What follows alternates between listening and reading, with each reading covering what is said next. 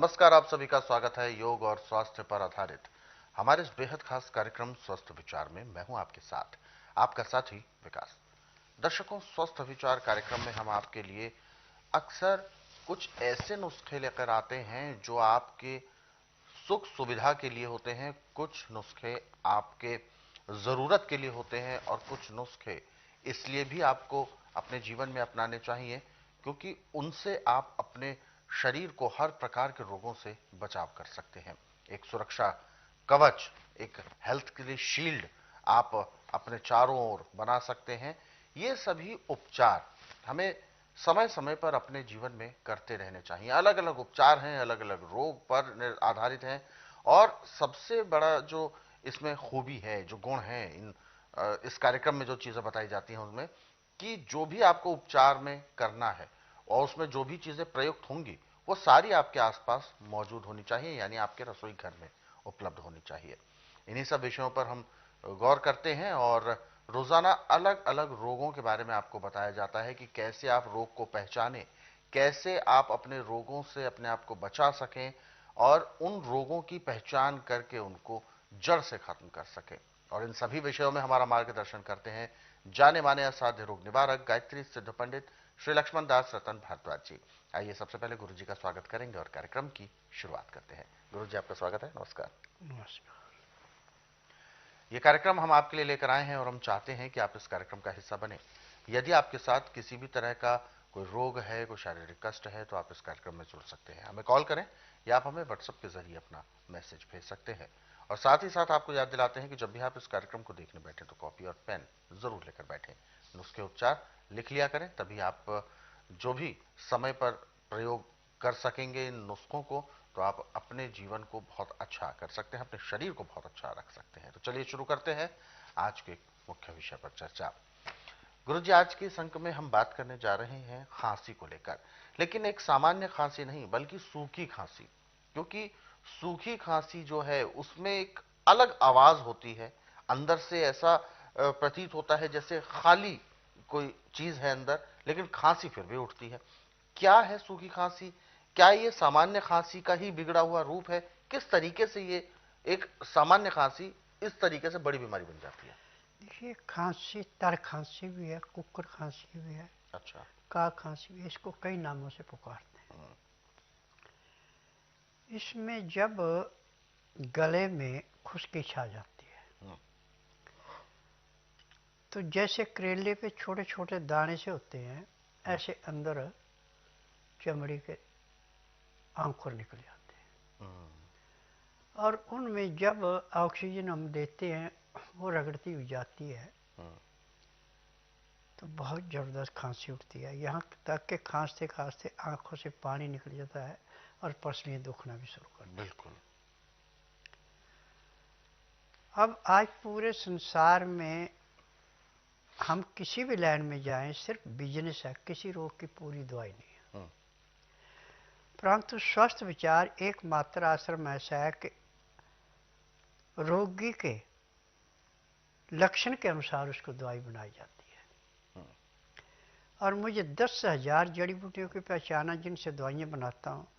और मेरी अपनी फार्मेसी दवाइयाँ बनाने की, दवाइयाँ रजिस्टर्ड है, पेटेंट है, इनका साइड इफेक्ट कोई नहीं है। अब जिसको सूखी खांसी है, तर खांसी कुछ भी है और खांसते खांसते वो बहुत परेशान है, एक गांठ हल्दी की थोड़ी सी आप राख में भून लें और उसका टुकड़ा मुंह में डाल के चूसते रहें। जैसे उसका असर आपके गले से नीचे उतरेगा, आपकी खांसी बंद होगी। जब तक वो हल्दी आपके मुंह में रहेगी, आपको खांसी नहीं उठेगी। हम्म। और इसका परमानेंट इलाज है हल्दी 10 ग्राम, हम्म। काली मिर्च 5 ग्राम, सौंठ 5 ग्राम, छोटी पीपल 5 ग्राम। ये सारी चीज़ें कूट के पीस के पाउडर बना लें। हम्म। अब इस पाउडर में आप थोड़ा शहद मिला के, जितना काले चने का दाना होता है, ऐसी छोटी छोटी गोलियां छाया में सुखा लें। धूप में नहीं सुखानी, धूप में सुखाएंगे तो ये पिघल जाएगा।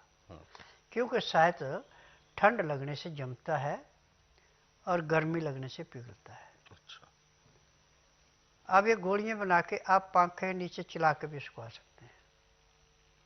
जब गोली अच्छी आपकी ठोस हो जाए तो इसको प्लास्टिक में डालना, आप कांच की शीशी में ढक्कन लगा के रख सकते हैं। जब तक इसमें नमी नहीं जाएगी गोली बिल्कुल आपकी सेफ रहेगी। नमी जाएगी, नमी वाली हवा जाएगी तो पिघलेगी। अब ये दिन में 2-3 गोलियां आप चूसेंगे। पानी जब पीना हल्का गर्म पानी पीना, ठंडा पानी नहीं पीना। खाने में जो भी दाल सब्जी आपने बनानी उसमें छौंक नहीं लगाना, और अमोनियम के बर्तन में या कुकर में नहीं पकानी। मिट्टी का बर्तन हो तो सोने पे सुहागा, मिट्टी का बर्तन हो तो आप किसी भी धातु का बर्तन ले सकते हैं, परंतु तंग मुंह वाला, और ढक्कन दे के इसको पकाना है। और पकते समय इसके अंदर काला नमक या सिंधा नमक डालो, काली मिर्च, हल्दी, इसके अलावा भी कुछ नहीं डालना। और जिस आटे की आपने रोटी खानी उस आटे को छानना नहीं, बल्कि आप गेहूं छोड़ के जैसे मक्का है, चना है, बाजरा है, मूंग है, मोठ है, चुलाई है, सिंघाड़े हैं, ये सारी चीज़ें अपनी इच्छा के अनुसार कम ज़्यादा ले सकते हैं। इसमें 50 ग्राम अजवाइन भून के, 100 ग्राम तिल भून के मिला लेने, परंतु जितनी चीज़ें हैं ये पहले धो के सुखा लेनी, तब इनको मिला के पिसाना। और आटा जो इसका पीसना वो ऐसा पीसना जो हाथ में लेके ऐसे सरके, ज़्यादा बारीक नहीं करना। और जितनी आपको भूख हो उतना आटा लेके सख्त गूंद के खुले पानी के अंदर रख दो। जब आपकी दाल सब्जी तैयार हो गई तो उस आटे को निकाल के फिर आप दोबारा गूंदे, मुलायम हो गया। अब इसकी रोटी जो बननी है वो बाजरे की रोटी जैसी बननी है। जब रोटी अच्छी तरह आपकी सिक जाए तो उसको नीचे डाल के थाली में ऊपर से दाल सब्जी जो आपने बनाई उसको डाल दें। अब 2 गिलास पानी आपने, जब आपकी दाल पक गई या सब्जी पक गई उसके बाद 2 गिलास पानी गर्म करके उबाल के शीशे के गिलासों में रख लेना ढक के।